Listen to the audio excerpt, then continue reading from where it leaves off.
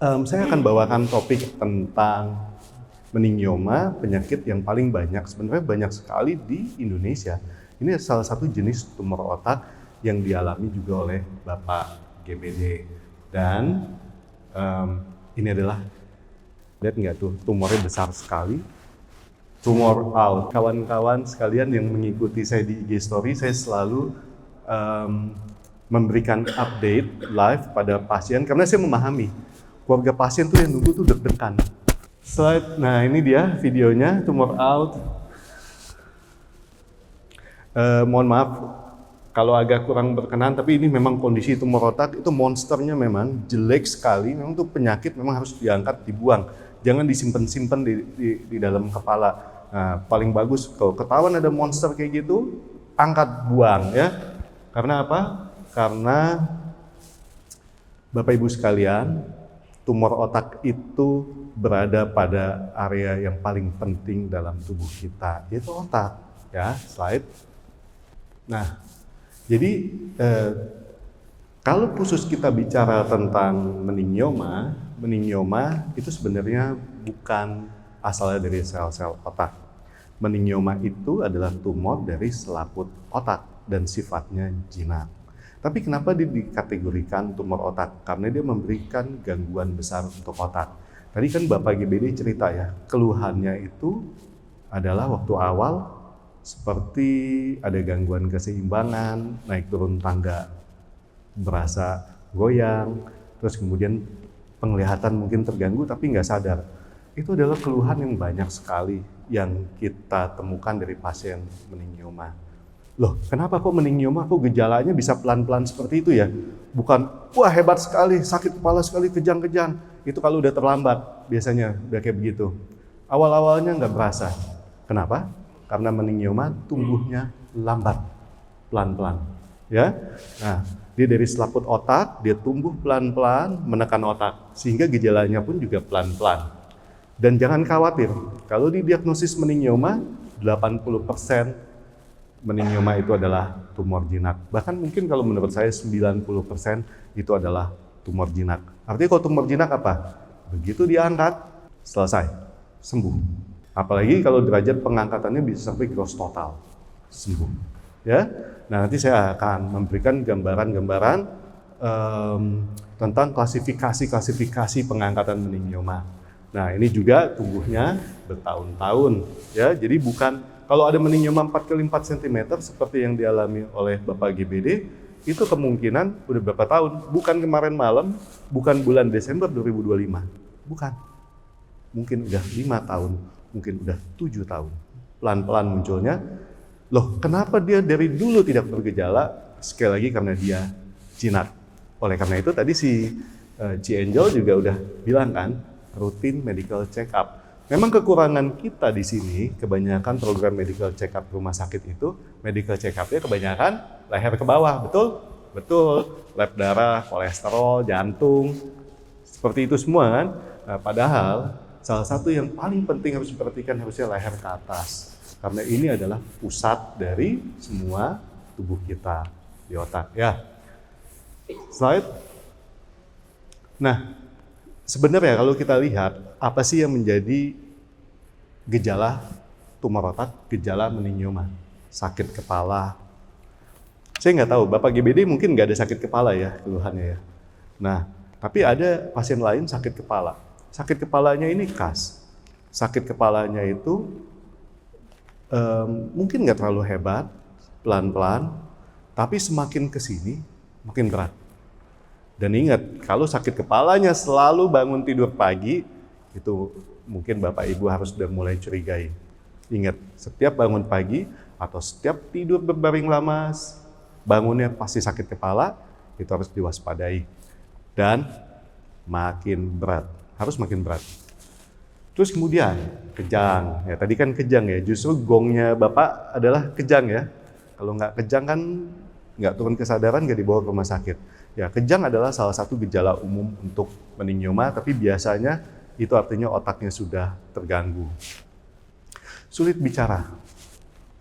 Nah, tadi si Angel juga cerita, mulai menyusun kata-kata, Nah, kalau ini terkena orang muda, lebih gampang kedeteksi. Karena harusnya orang muda normal. Tapi kalau pada orang tua, ini dia. Oh, bapak saya udah mulai pikun kali ini. Kata-kata keganggu. Sehingga ada masking efeknya. Jadi, oh nggak kedeteksi. Oh si papa udah mulai pikun, udah tua kali. Nah, seperti itu harus hati-hati. Loh, jadi apa dok yang ngebedain antara dia ngomongnya salah karena pikun atau karena ada tumor otaknya? Ada. Yang namanya tumor itu kan berkembang terus. Artinya gangguan bicaranya ada penurunan juga yang cukup signifikan.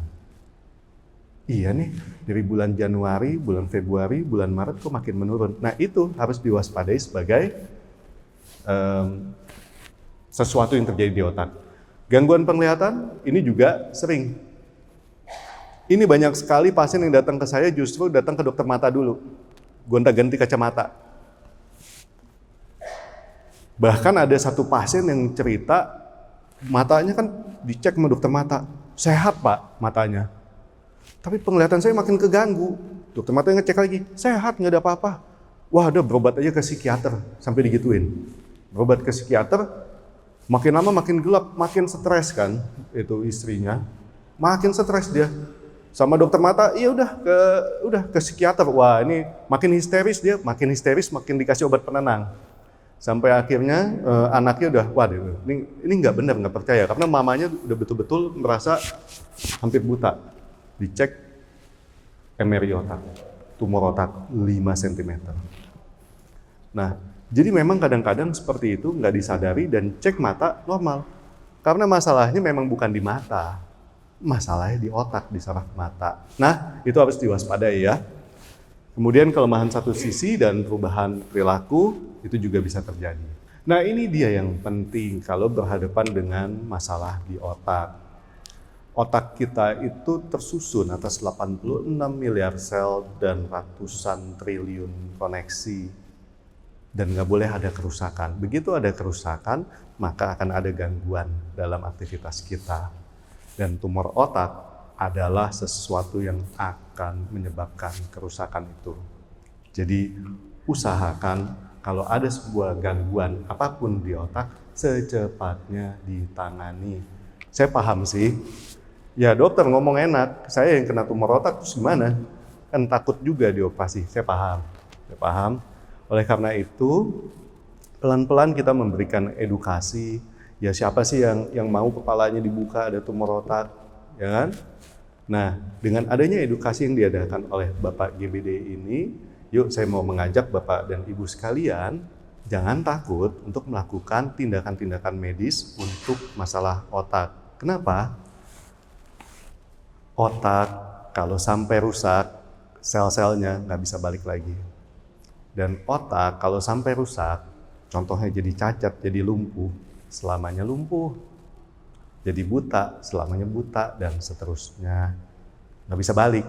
Dan tuh tumor masih ada terus di sana. Dan tumor ini, makanya kenapa kalau sama pasien-pasien saya selalu bilang, tumor itu kayak monster. Ini jahat sekali, monster. Dia nggak peduli, dia tetap mau tumbuh berkembang terus. Bahkan dia akan mencelakai semuanya. Ya sampai finalnya apa? Ya dipanggil Tuhan. Nah itu final. Nah ini jahat sekali. Jadi jangan sampai ada kesalahan, ya. Dan untuk itu kita pahami.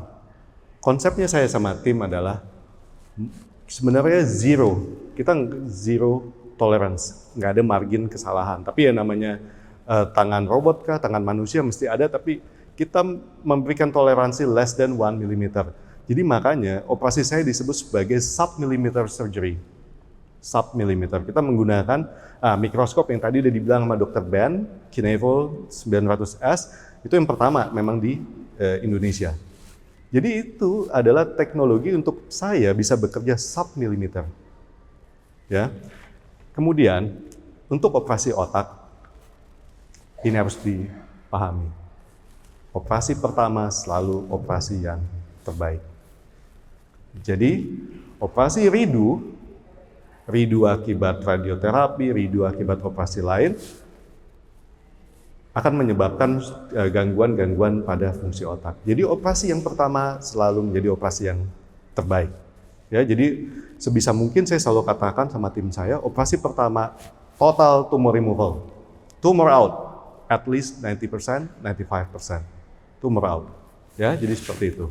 Nah, untuk meningioma, gold standarnya itu operasi.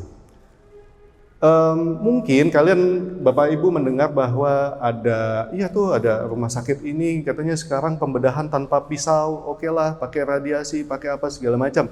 Betul, betul. Ada beberapa tumor bisa ditangani dengan itu. Cuman untuk meningioma, sekarang udah zamannya ChatGPT kan dan Gemini, betul? Buka aja ChatGPT dan Gemini-nya. Golden standarnya kita masih tetap operasi, diangkat tumornya.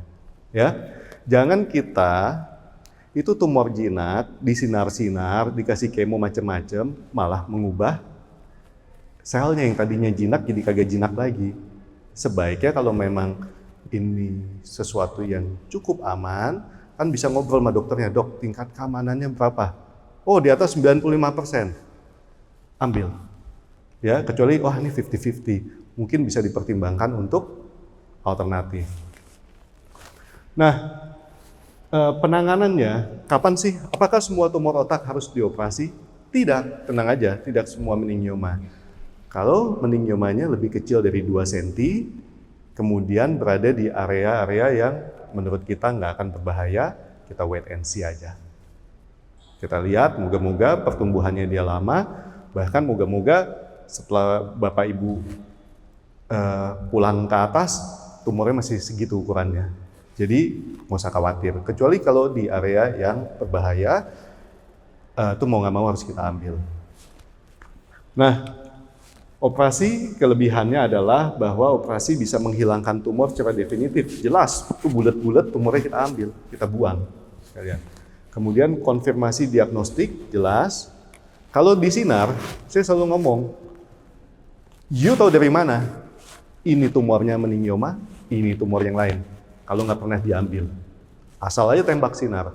Saya ada satu pasien yang saking takutnya, nanti saya akan cerita, saking takutnya dia dioperasi, dia lari dia ke Guangzhou, dia disinar CyberKnife. Nanti kita akan lihat apa yang terjadi setelah dia CyberKnife. Nggak makin beres, nggak. Maka itu saya ngomong, ini tumor jinak, jangan diganggu-ganggu pakai CyberKnife, pakai X-Knife, pakai apa knife, segala macam knife. Tumor jinak, diangkat aja, beres. Ya. Nah, jadi golden standardnya sekali lagi adalah operasi. Nah, ini untuk Bapak Ibu ketahui, kan ada beberapa pasien juga datang ke saya, oh ya ini sudah diangkat, tapi cuma 10%, cuma 20%. Terus ada juga yang nanya, dok, kalau tumornya udah diangkat semua, kita bisa selamat bebas dong dari tumor otak. Ya moga-moga bisa bebas, tapi studi. Ini bukan studinya Dr. Joy, ini dari Amerika, ya. Memiliki beberapa derajat. Bahkan gross total removal dalam 5 tahun ada kemungkinan sekitar 10% bisa muncul lagi. Ya. Loh, kenapa bisa begitu? Ya memang itu nature penyakitnya. Jadi berdoa, moga-moga kayak yang sudah gross total removal, ya Bapak GBD, saya ikut mendoakan agar moga-moga tumornya nggak kambuh lagi ya. Nah, tetap tapi masih bisa simpan kemungkinan 10% dia bisa kembali. Apalagi kalau yang cuman partial resection, cuman ya colek, ambil biopsi, apa cuman 50% keangkat. Dalam 5 tahun kemungkinannya 50% akan balik lagi tumor itu dan harus dioperasi. Ini penting sekali untuk derajat pengangkatan tumor. Nah, oleh karena itu makanya saya selalu bilang, operasi pertama selalu menjadi operasi yang terbaik dan harus total removal sebisa mungkin, atau paling enggak 95%. Nah, jadi di Mandaya kita memiliki pilar-pilar dalam operasi meningioma ini, ada beberapa pilar, dan itu adalah yang membuat kenapa kami bisa memberikan mendelivery service tumor out, gross total removal, 90% tumor removal. Ini ada 4 pilar yang memang kita perhatikan dengan serius. Pilar yang pertama adalah dokternya. Jadi Di kami, hampir setiap hari kita melakukan operasi tumor otak. Tentu saja untuk tim, untuk pasien ini penting. Bapak Ibu bisa bayangkan melakukan operasi di rumah sakit yang mungkin 2 bulan sekali operasi tumor otak, walaupun dokternya jago, dengan yang tiap hari melakukan operasi tumor otak. Tentu akan berbeda. Bukan hanya dokternya, flow timnya juga akan berbeda, tim-tim pendukungnya juga pasti akan berbeda. Nah, di kami hampir setiap hari, bahkan kadang-kadang sehari 2 kali kita melakukan operasi tumor otak. Oke? Dan pengalaman itu sudah luas, walaupun Mandaya baru berdiri tahun 2021 ya, tapi kan dokternya udah lama. Ya, pengalaman kami sudah 15 tahun dan sudah lebih dari 4.000 operasi kita lakukan. Ya. Dan good outcome, berdasarkan statistik yang tim saya sudah buat, itu di atas 95%. Good outcome artinya paling nggak Bapak Ibu bisa beraktivitas seperti sedia kala. Nah, ini adalah pilar pertama dokternya. Yang kedua, tim. Tim ini penting sekali. Nah, ini adalah tim bedah saraf. Kita memiliki tim bedah saraf dan kita akan kembangkan tim bedah saraf. Kebetulan yang datang di sini yang paling sering bersama-sama saya menjadi co-pilot dalam menerbangkan F-22 ya, yang paling canggih ya, Sukhoi 57. Saya nanya, co-pilot itu Dr. Christian Permana ya. Bisa bangun Dr. Christian. Ini yang paling membantu saya dalam menerbangkan pesawat F-22-nya Dr. Ben. Dr. Ben udah beli pesawat mahal ya, kita harus terbangkan. Nah, terus kemudian ada Dr. Christian Ariel dan Dr. Oscar juga yang juga sama-sama bekerja sama dalam menerbangkan pesawat ini. Dan selain tim bedah saraf, kita juga punya tim neurologi. Kalau saya bilangnya itu badan intelijen. Nah, kenapa badan intelijen? Karena mereka akan memantau kelistrikan otak dan kelistrikan saraf. Sehingga pada saat saya meng-attack monsternya, kalau badan intelijen saya ngomong, dokter, stop. Di sini ada pusat mata. Saya akan stop. Maka itu saya sangat tergantung dengan badan intelijen saya ini. Dokter, ini ada pusat gerakan.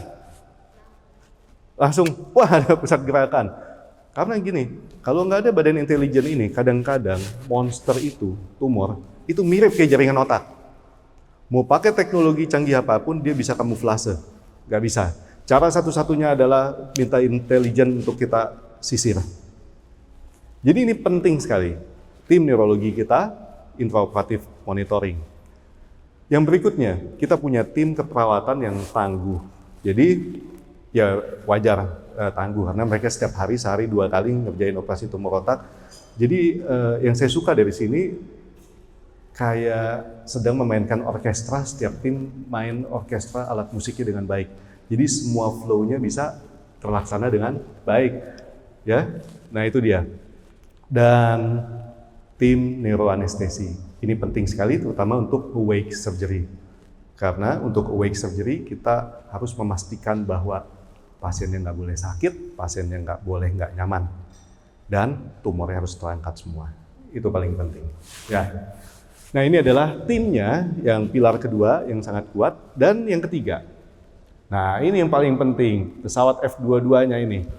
Oke, yang pertama adalah mikroskop bedah saraf, Kinevo 900S. Jadi mikroskop ini bisa melihat sampai pada zoom yang paling besar, sampai kalau Ibu, ada view mikroskopnya nggak, Dr. Max? Jadi saya ingin menunjukkan saraf yang ukurannya 2 mm akan sebesar apa di dalam mikroskop ini. Jadi sub-milimeter. Memang kita mengerjakan operasi otak itu harus pada ketepatan 0,3, 0,2 mm. Nggak bisa, karena saraf sekali lagi sangat kecil, sangat halus, kesalahan sedikit putus, lumpuh.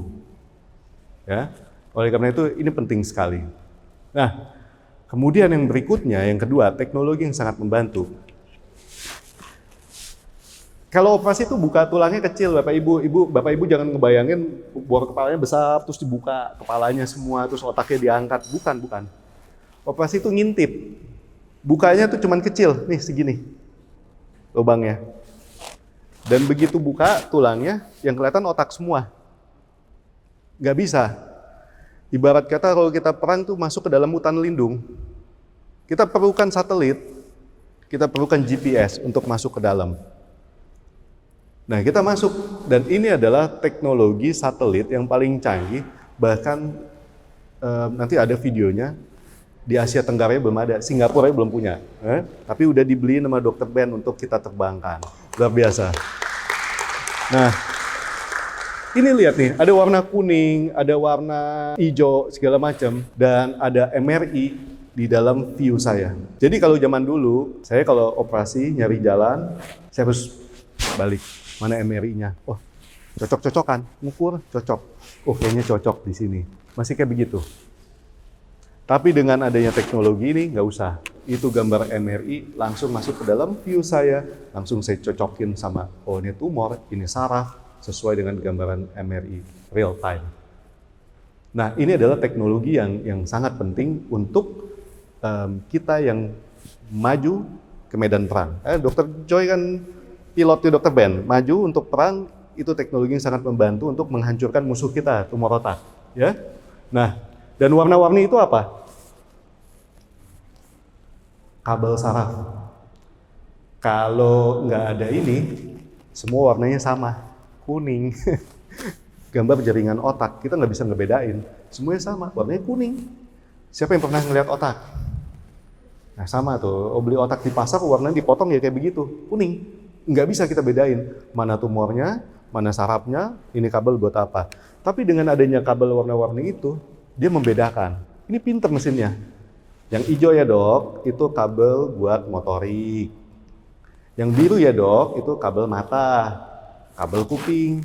Sehingga kita bisa lihat, oh gue udah deket nih, kabel mata nih. Cek, badan intelijen, bener nggak? Oh benar dokter, confirm, ini mata. Ya udah jangan diapa-apain.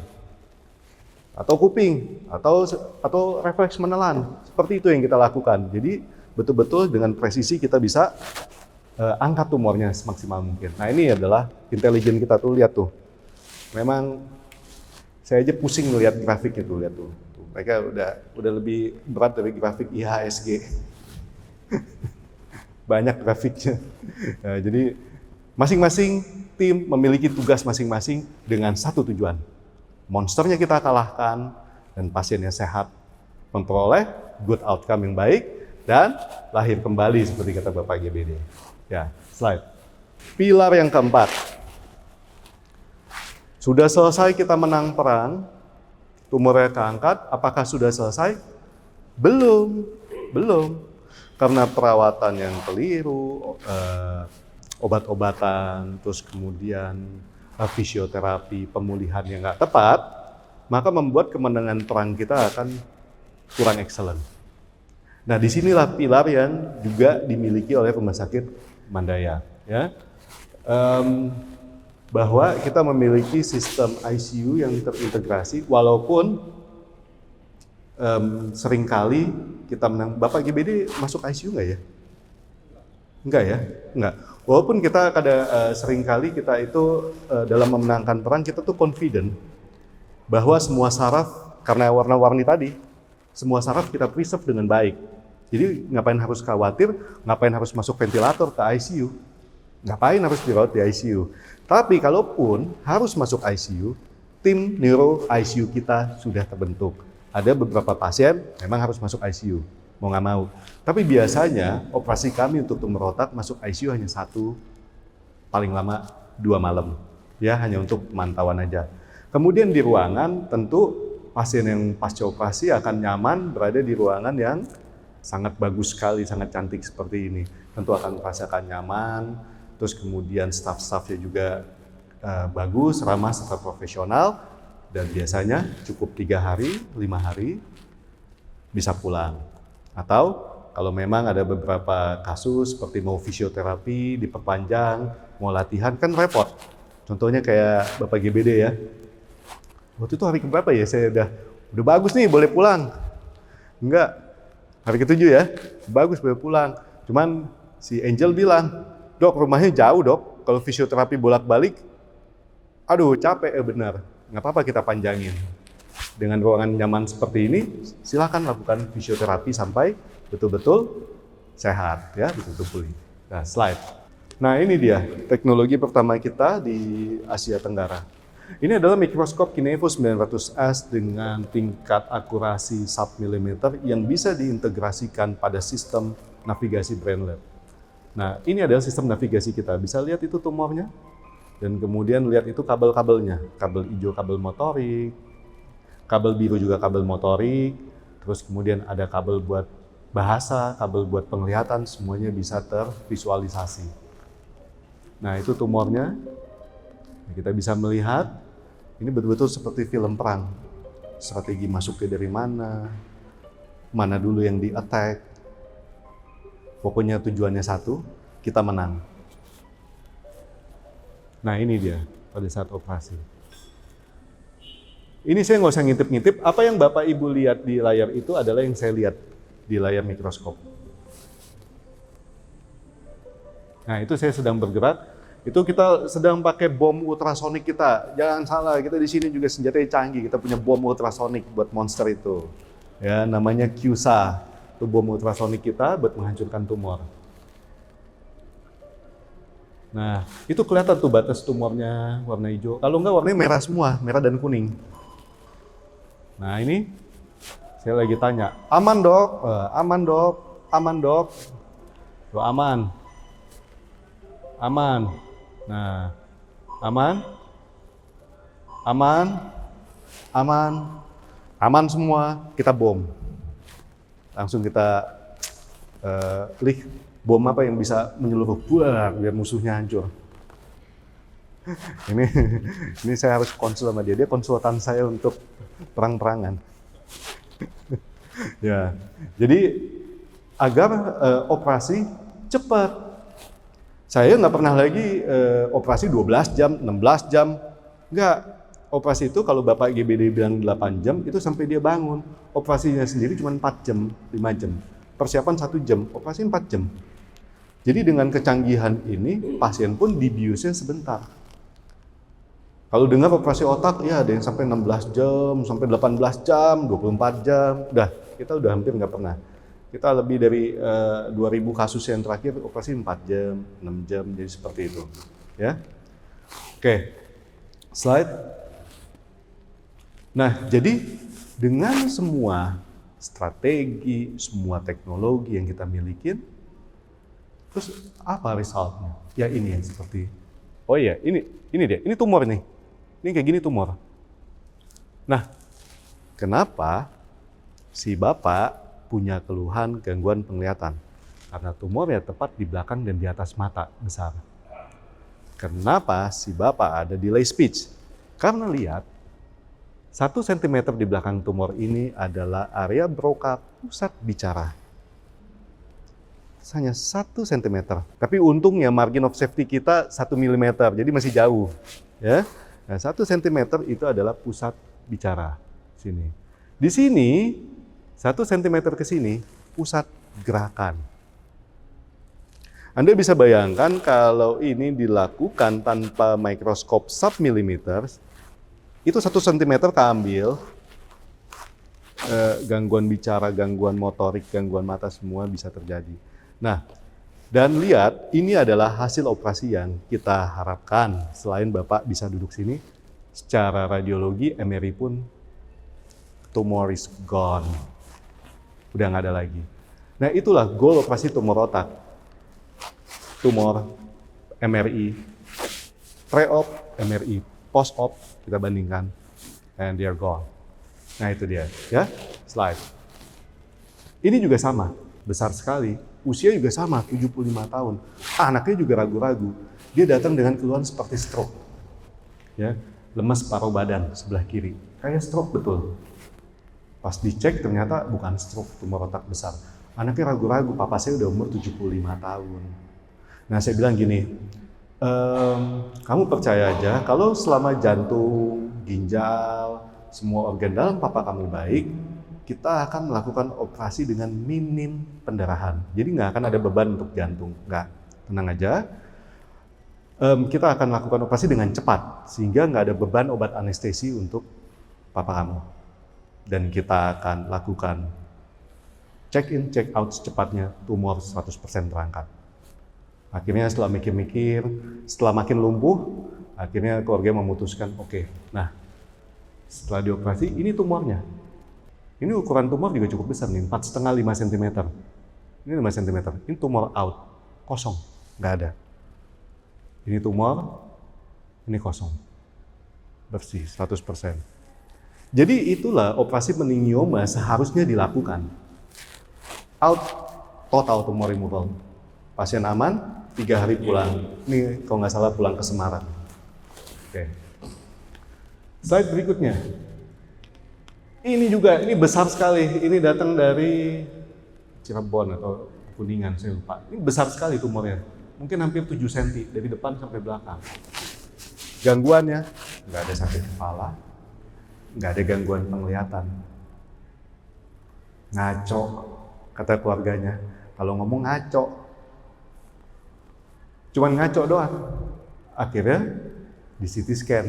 Karena suka ngaco, ngomong sama tetangga ngaco, keluarga jadi malu. Diperiksa ke dokter saraf, yaudah di CT scan. Tumor besar, dibawa ke kita MRI. Betul, confirm, besar sekali. Dan ini, tuh lihat, kosong. 100% gross total tumor removal diangkat. Pasiennya gimana? Sedikit. Ngaconya masih ada tapi sedikit, tapi sudah perbaikan. Nah sekarang dia udah nggak ngomel-ngomel sama tetangganya lagi. Nah, tapi kadang-kadang memang otak butuh waktu untuk pemulihan, apalagi kalau ngaco. Jangan-jangan mungkin ada sedikit ngaco dari awal. Tapi nggak apa-apa. Dia sudah perbaikan, nggak bikin malu keluarganya lagi. Oh, kalau sebelumnya setiap tetangga yang lewat diomel-omelin semua orang.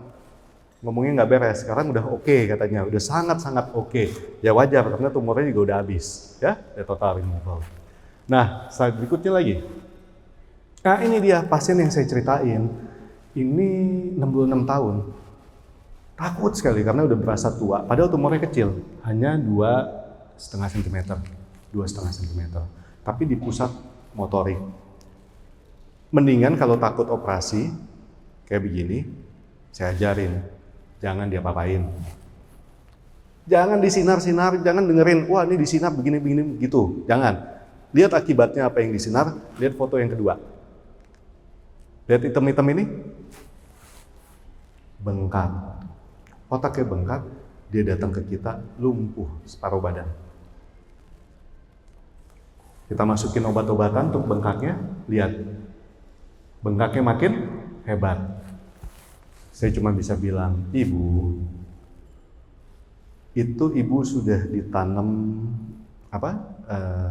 nuklirnya ke dalam tumornya, dan itu yang menjadi zat aktif memang untuk menghancurkan tumor, tapi menimbulkan reaksi ke sekitarnya. Jadi gimana dok? Ya udah, mau nggak mau harus diangkat, itu dibuang tuh sumbernya. Mikirnya 2 bulan. Bolak-balik rumah sakit udah berapa kali saya kagak tahu. Mikir terus mikir, sampai akhirnya makin lumpuh. Akhirnya dia nyerah juga. Tapi aman ya dok, percayakan sama kami, kita akan lakukan yang terbaik. Habis diangkat, lihat. Tumornya nggak ada, bengkaknya hilang. Bengkak itu kalau Bapak Ibu lihat yang hitam-hitam ini. Yang hitam-hitam ini bentuknya nggak beraturan. Tuh, bengkak. Bengkaknya hilang. Nah, ini kenapa saya mau tampilkan. Hati-hati dalam melakukan sinar kanan, sinar kiri, sinar, semua disinar. Enggak, tumor otak jinak jangan sinar. Oh, karena nggak ada sayatan dok, aman. Enggak, sayatan pun juga aman, jangan khawatir. Malah yang kayak begini ini serba salah. Dia berobat udah ke Singapura, ke beberapa rumah sakit. Sama dokter Singapura juga bilang, ini ngapain disinar? Ini gampang sekali, like piece of cake lah buat ngangkat tumor seperti ini. Sekarang malah bermasalah. Dan dia ke Singapura pun juga dibilang, ya harus operasi. Dia takut. Ya untungnya, pada akhirnya si ibu bisa sembuh dan sehat. Ya, slide. Nah ini apa yang sudah kita lakukan, apa yang sudah Dr. Ben bangun dan kita kerjasama, dan kita membandingkan, dan kita sangat bangga sekali dengan hasil yang sudah kita capai, karena kita membandingkan dengan hasil yang dipublish dari jurnal internasional. Dr. Max, ini dari mana ya? Journal of Neurosurgery ya? Iya, JNS. JNS ya. JNS itu adalah jurnal utama dari American Association of Neurosurgical Society. Itu JNS, ini adalah hasil mereka. Angka kematian 1-3%, Dr. Joy terus terang sama kita bekerja. Puji Tuhan, ini bukan kerjaan tim, bukan kerjaan kami aja. Ini adalah pekerjaan Tuhan. Dan sekali lagi seperti Bapak GBD bilang, kami ini hanya tangan-tangannya aja. Dan kita selalu berdoa ya untuk hasil ini. Angka kecacatan ya syukur, puji Tuhan juga 1%. Kemudian gross total, ya Bapak Ibu tahu ya tadi kita banyak sekali MRI, Anda bisa lihat itu 95% pasien akan mengalami gross total, dan sampai saya memang baru 15 tahun jadi bedah saraf, tapi paling enggak kurang dari 5% yang datang lagi ke saya untuk dioperasi ulang. Jadi seperti itu. Jadi kita bisa dengan bangga mengatakan bahwa Indonesia juga bisa. Jadi berobat di Indonesia aja. Jadi seperti itu. Udah nggak usah lagi pikir-pikir kalau untuk tumor otak ke luar negeri kemana, di Indonesia aja. Ya. Slide. Nah ini dia. Ini video operasi Bapak GBD. Ini adalah tumornya.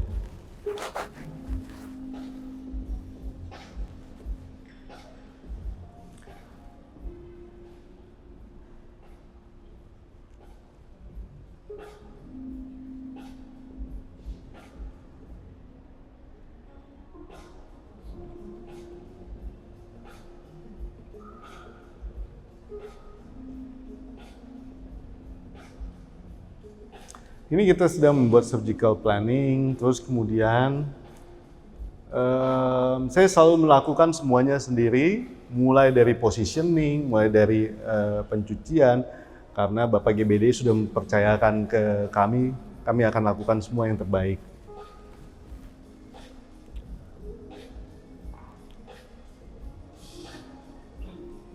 Ini pada saat proses operasi, pengangkatan tumor,